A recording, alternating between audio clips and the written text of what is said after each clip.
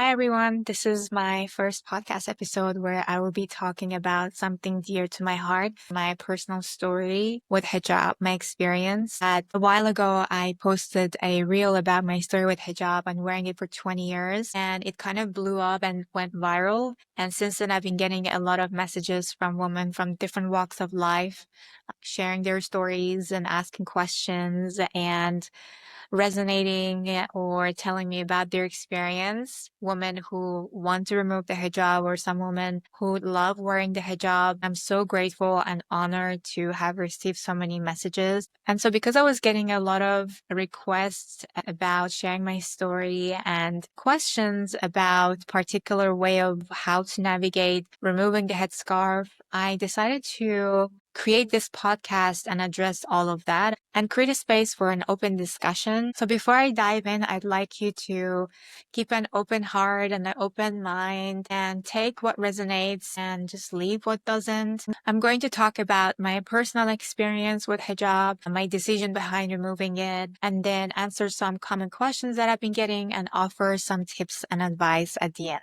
I wanted to emphasize that every woman or Muslim woman's experience with hijab is very individual, very different. And I certainly have gone through my own personal evolution wearing the hijab, from wearing it out of societal and cultural expectation to a personal decision and out of love and willingness to wanting to wear the hijab and the decision to removing it at some point. And I've certainly had many mixed feelings for wearing the hijab throughout my whole life and embracing different styles of hijab, which I'm so excited to share with you. As you may or may not know, I was born in Afghanistan and I was about 10 months old when my family left the country, my birthplace, and I ended up growing in different countries who have had their own cultural and value systems. I grew up in a household where my family are semi-traditional, semi-progressive, and not so religious, but the religion and culture is kind of mixed together and they think it's all religion,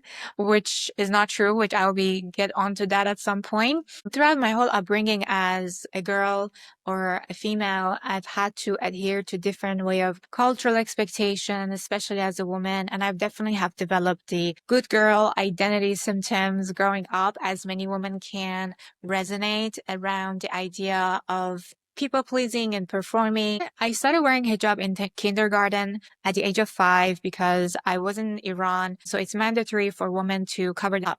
And it's usually a school uniform with a headscarf. I wasn't really wearing hijab officially until I was 9 because biologically that's when you hit puberty. And Islamically, that is the age where you officially have to be initiated into your womanhood and embracing hijab and start fasting and praying 5 times and follow the Islamic rules. As I was exposed to all of these rules around how to cover up and how to follow the rules, how to make sure that I don't commit sin as a woman and I'm not causing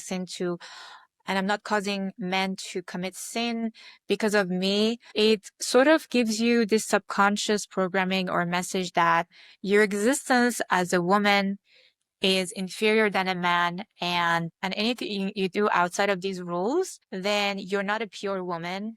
And it can cause you into trouble and in a lot of judgment from relatives and people talking behind your back and impact your family's reputation. In extreme cases, not all the time. So that really caused me to become hyper vigilant early on, wanting to always cover up. And honestly, this is not the teaching of Islam, unfortunately. When I went to middle school around the year 6 or 7, I studied in a Islamic private school in Iran where you're required to not only wear the uniform and headscarf, but also wear the long black veil, which is called chador in Persian. And that was another layer of coverage. I realized how much I became so embedded into wanting to hide myself, and it felt so comfortable because I was a teenager and going through this growth or puberty, and I had my own insecurities. So I found so much comfort in covering myself or cover my face and my body. My family never wanted me to wear chador, but I wanted to wear it because I felt so comfortable with just hiding myself. After living in Iran for quite some time, my family and I moved to United Arab Emirates, where women usually wear abaya, which is a Khaliji attire for women, which is a modest black dress with a headscarf to wrap around the head. And I really like that flexibility of that experience. And I embraced wearing abaya. I really felt like it was just nice to embracing a different style of hijab. And it was fun. I really liked this style, how it felt more feminine and more flexible. And I really enjoyed the new cultural dynamic that I was growing up at. There was a point where I was still in high school, and one time my classmates and I decided to go to the park, take off our hijab. And that was the first time after so many years that I felt very exposed. I felt like scared that I'm sinning. And I constantly was looking around if anyone's like thinking I'm doing something wrong. But also deep down, felt a sense of freedom. I was like, I really like this. It sort of planted a seed around the desire to wanting to remove it, but I never in my life would have imagined myself not wearing headscarf. I always thought that's who I am and who I will be for the rest of my life, wearing it. And I was fine with that. It wasn't like something I didn't want. It was just like something I thought that's going to be my future. And not to mention that I used to judge women who I would see on the internet deciding to take off their hijab. I used to judge them. I'd be like, this is wrong. They're going to go to hell because of all the imprints that I grew up. So I was projecting what I had learned and internalized in myself, my own inner judgments to the outside world. It was around like age of 17 where I was deeply questioning things. My true spiritual awakening started at the age of 19 when I got diagnosed with PCOS, which is a hormonal imbalance and fertility issue in women. And every 1 in 3 women experience this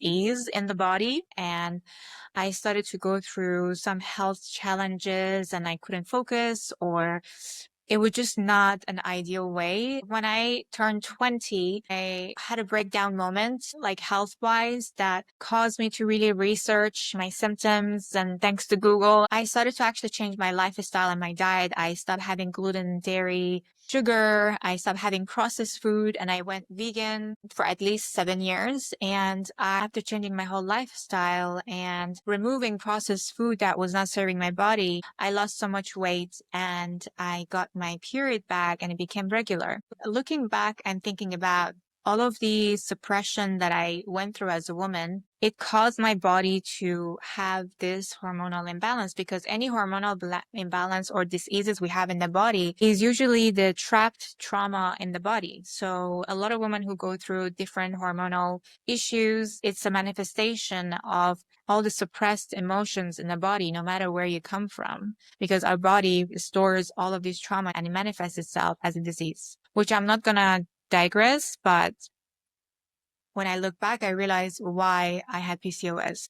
So I ended up healing myself from PCOS. And during this evolution, so I started to go deeper into questioning the pharmaceuticals. I started to question the culture and watching documentaries and really educating myself. So it was like a whole new world. And I feel like a whole veil was lifted from my eyes. I realized that a lot of the things that we've learned is our imprints that the society has programmed us, the society, culture. And I also started to learn about other religions and other spiritual paths like Buddhism, which growing up being told that Buddhism is like they're pagans and they're mushriks or kuffar. But actually, when I learned about their philosophy and way of life, I was like, wow, we have so much in common.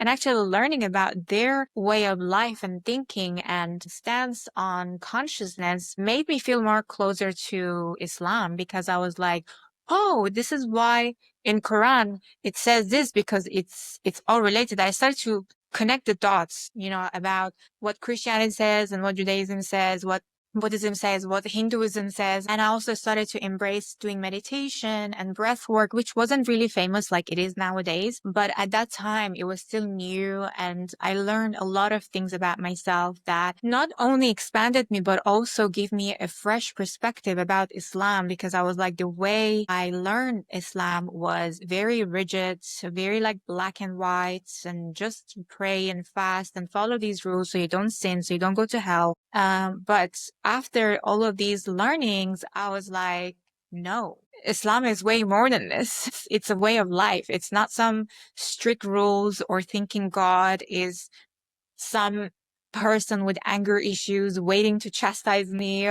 I started to really reconnect with Allah and Islam in a different, more fresh perspective that really opened me up. And interestingly enough, I became even more religious that I started to lecture my family and my friends about Islam. And everyone was like, what's wrong with you? What's going on?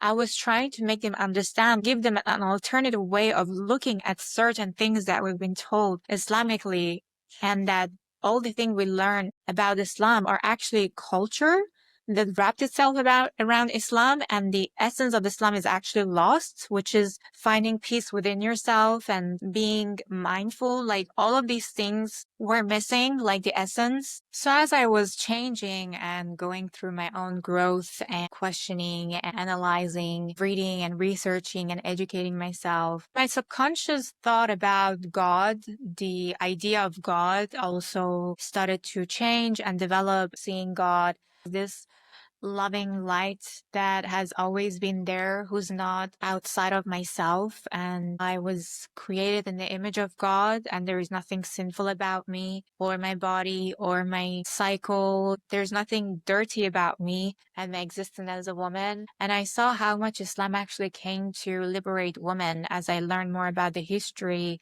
and learned that the reason why I say Islam came to liberate women was because the time of Jahiliyyah, people would bury their newborn baby girls only because of their gender, and it was culturally common. But when Prophet Muhammad became a prophet, he stopped all of that. And the first person who became Muslim was his wife Khadija, who was a successful businesswoman, and she used all her wealth to Islam, because without her wealth, Islam wouldn't have grown to where it is now, like 1500 years later. And the other thing that I remember is I was at a religious class and my teacher quoted a hadith or some quote from Imam or a scholar saying that before you follow any scholar, you need to use your logic and your discernment before you follow any man. And it always stuck with me. It was like anchored at the back of my head. When I was going through this spiritual awakening, I started to learn more about hijab, the philosophy of hijab. Why do we have to wear this? And one book that I read was called on the topic of hijab by Shahid Mutahari. He is an Iranian scholar and thinker.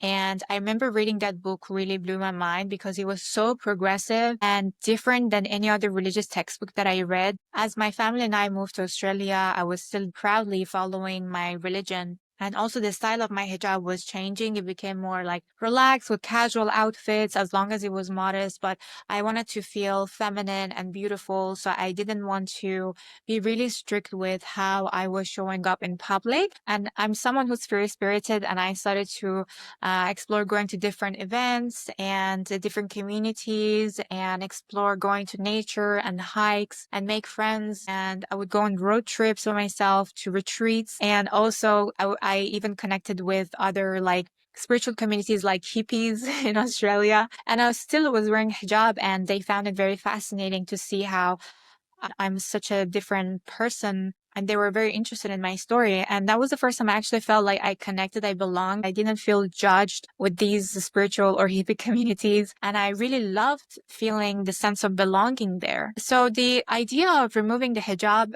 started when was at a point where I wanted to know who I am. Like I was wearing it for 20 years and I just felt this inner quest or yearning to find out who I am without it. Like, who is Ahdiya? Like, I just didn't want to feel guilty for removing it. I was tired of constantly feeling the fear and anxiety of reputation, of feeling like that it's a sin. I just wanted to find out who I am and see what I feel after it. If I really like it, I will continue not wearing it. If I don't like it, I will put it back on. But I wanted to give myself some time to remove it.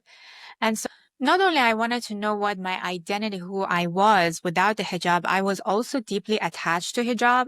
It's not healthy. For me, it was like a very personal desire to explore myself in a different outlook and how I go into the public and how I show up in the public and who I am. So after having a very profound experience, one day I got the clarity. I told my parents and I told them about how I feel. They didn't fully resonate with what I said, but they were understanding and accepting, which gave me so much confidence and reassurance that okay, I'm not going to be abandoned. And I know it was a difficult decision for them as well to support me because our parents, especially if you come from a very traditional and conservative household, they also have the fear of abandonment and being ostracized by their community and their relatives. So it's understandable. It's like intergenerational pattern of fear and trauma, right? So I'm so grateful that my parents were fully supportive. So after I removed it officially, it took me some time to really integrate what I really like. I started to learn more about how to take care of my hair. Ever since I removed hijab and having less fear, I feel more connected to Allah. I feel more connected to myself.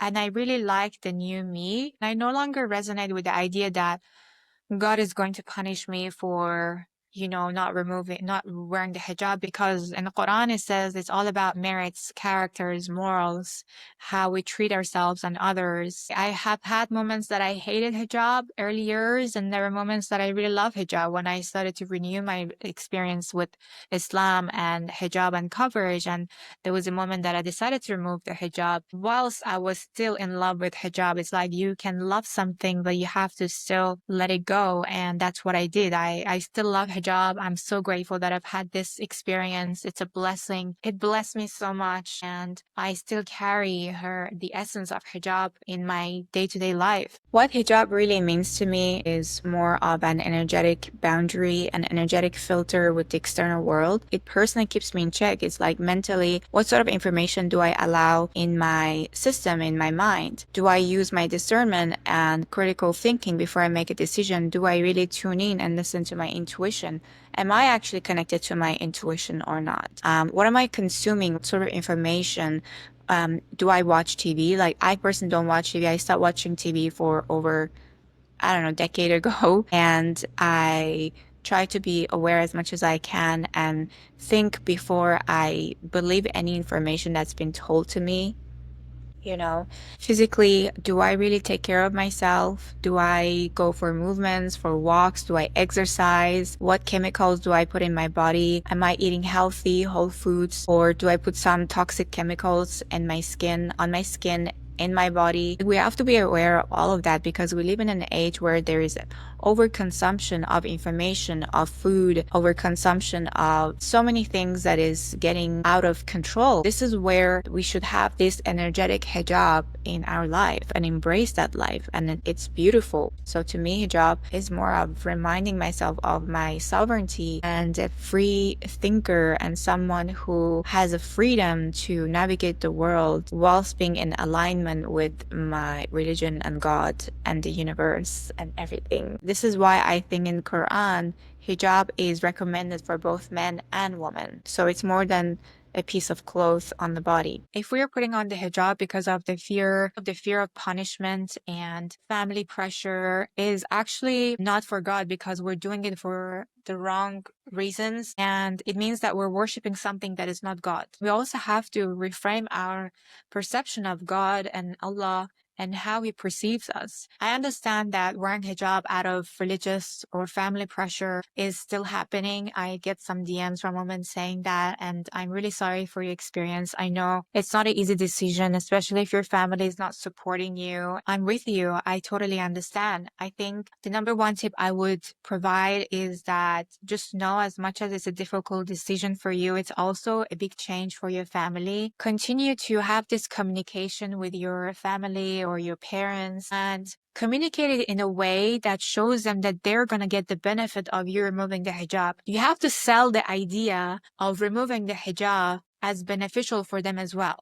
Let's say when I decided to remove the hijab, I proposed the idea that not only I will find out who I am, but also it makes me happier and also makes me more connected to Allah. And this is like kind of like proposition that I give to my parents that made them feel like, oh, okay, if that's going to make you happy, more connected to Allah, then it's okay if you remove it. For those of you who want to remove the hijab, but you have this internal fear of shame and guilt, you have to allow yourself to embrace and expose yourself to that fear and shame. That's called fear exposure therapy. So what I mean, try to remove the hijab as a part-time. Let's say remove it for like a week without judging yourself. Just really see how you feel, like how your body is reacting.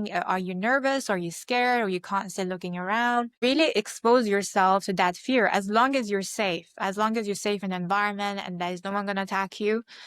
As long as you're not in somewhere like Afghanistan, unfortunately. But do it in a way without judging yourself and see how you actually feel. See if you really like it, if it's for you. If you think you're happy and you want to continue, then do that. But if you feel like, I actually don't really resonate with not wearing hijab, I'd rather put it on, then follow that, right? So my intention of this video is to inspire you to listen to yourself. I want you to use your discernment. This is the only religion that allows us to question things, to question Allah, to question the reality.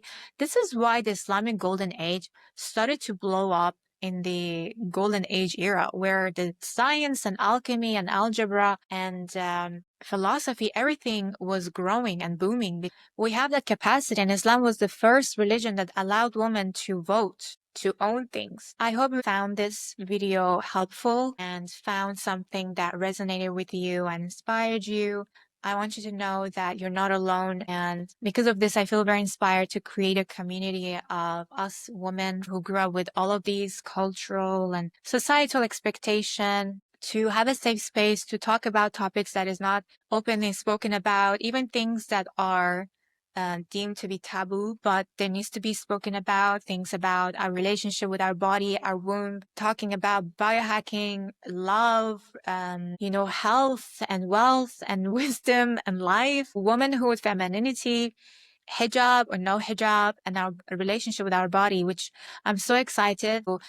Add your I will put a link down below for waitlist. So when the community is out, there's going to be amazing bi-weekly or monthly calls with resources for you to connect with other like-hearted and like-minded women on a similar path. This is going to be a space where we are going to connect non-judgmentally and share our stories and realize that we're actually not alone. And that's my wish for you to experience. And thank you again for your time to listen to my story. I would really appreciate if you leave a positive review or follow, comments, and all the jazz. So I wish you well, and I see you in the next one.